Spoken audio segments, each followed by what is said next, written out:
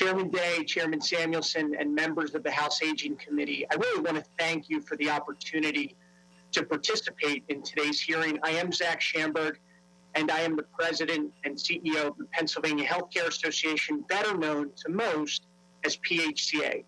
I also have to note that today marks my fourth opportunity to testify before this committee since the COVID-19 pandemic began.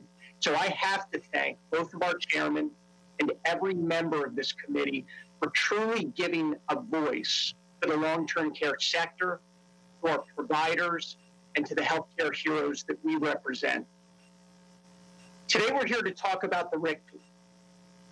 And before I begin, I want to tell you that I have a great deal of respect for the men and for the women who testified before me, because I know that they want to do what's right and ultimately what's in the best interest of our senior population.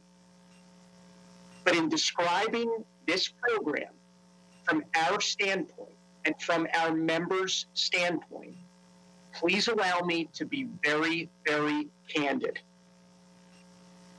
You wouldn't ask a car mechanic to fix a plane engine. And you wouldn't ask a pediatrician to perform open heart surgery.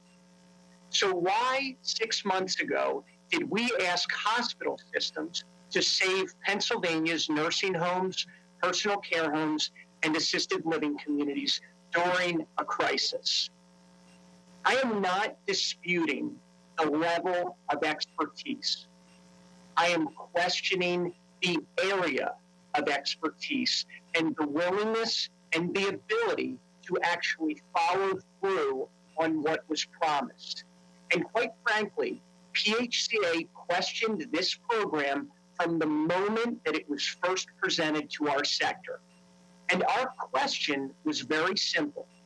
Why not, from a state perspective, engage with the leading organizations, the leading long-term care organizations who were in the field and on the ground? Why not ask them what they need to be successful? And why not get them the help that they need directly rather than create a new bureaucratic intermediary? Because let's face it, that is exactly what this program has become. Now, you've heard in previous testimony today that long-term care essentially wouldn't have been able to survive without this RICP program. But coincidentally, in a recent survey of our membership on the benefits of this program, long-term care providers told us very overwhelmingly that their calls for support to the RICP went largely unanswered. In fact, one of our larger members with a statewide footprint reported that only 33% of their facilities received the supplies that they asked for and that they needed. Only 20% received support with the testing that they requested, and not one single facility had their staffing needs met. Now, in spite of that, many of our providers have kept COVID-19 out of their facilities. Many have been successful in mitigating the virus. Many have kept their staff and their residents safe. They did not need a RICP. But for those who couldn't mitigate the virus, and for those who saw their residents perish or their staff leave indefinitely due to illness, they needed real, meaningful support from our state. And if collaboration would have taken place with the long-term care experts in our nursing homes, our personal care homes, and our assisted living communities, real solutions to this crisis would have been presented. Testing, staffing assistance, and PPE, the very same critical elements that we have testified and pleaded for throughout this pandemic. But it is clear, after speaking with our members, that this program, the RICP, has fallen significantly short when it comes to addressing staffing issues. It is not equipped to support our facilities with ongoing testing. It will not spare or provide funding for our increased PPE needs. And the cherry on top of all of this is that the fundamental knowledge of long-term care guidance recommendations, and regulations, which are constantly evolving, simply does not exist throughout the state. Today, 20 minutes ago, to your point, Mr. Chairman, Pennsylvania just reported its highest COVID-19 case total since the pandemic began, over 5,000 new cases today. So I'm speaking to you on behalf of those long-term care providers who are still on November 12th very much at the epicenter of the fight against this virus, with clearly no end in sight. And the lack of consistent and vital real-time support from the RIC, a program that was funded with 175 million taxpayer dollars, is unacceptable. And this program was fraught with challenges from the very beginning. And that's because, and I think we've heard it today, that what the RICs believed they were expected to provide and what long-term care providers expected to receive were two dramatically different things. And if you haven't already, I would encourage you to read through the contracts that were signed by the hospital system throughout the state, because the success of this program was dependent on differing and inconsistent expectations. Those expectations were set by DHS, but they were wildly dissimilar depending on the geographic region of the state. So let me put it another way. A nursing home in Representative Delicio's district would not be receiving the same level of support as a nursing home in Representative Nelson's district. So how am I, as an advocate, supposed to explain that to an administrator in Montgomery County?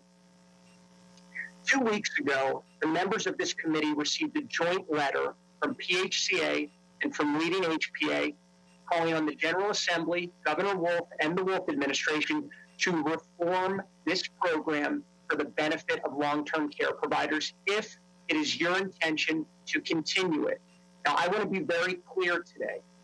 If there is a single dollar that this General Assembly intends to dedicate to long-term care providers, our workers, and our residents in this year's state budget, whether that dollar comes from the CARES Act, the next federal stimulus, or our state coffers, it should be allocated directly to providers, because the funding will go towards helping those on the front lines directly.